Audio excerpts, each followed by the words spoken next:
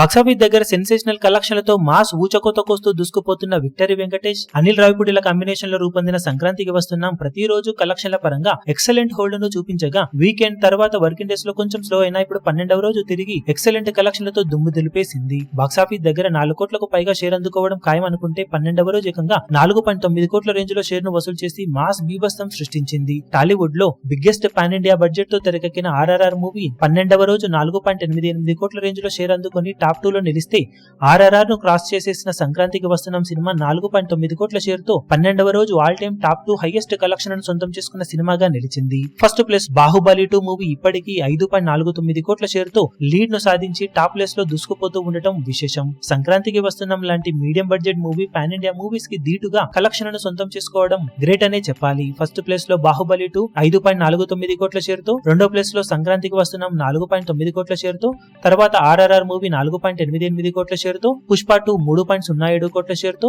సైరా నరసింహారెడ్డి 2.98 కోట్ల షేర్ తో, ఖైదీ నెంబర్ 150 2.95 కోట్ల షేర్ తో, గీత గోవిందం 2.9 కోట్ల షేర్ తో, బాహుబలి 2.76 కోట్ల షేర్ తో, హనుమాన్ 2.48 కోట్ల షేర్ తో, జై లవకుశ 2.4 కోట్ల వరకు షేర్ అందుకొని మిగిలిన ప్లేస్లలో నిలిచాయి.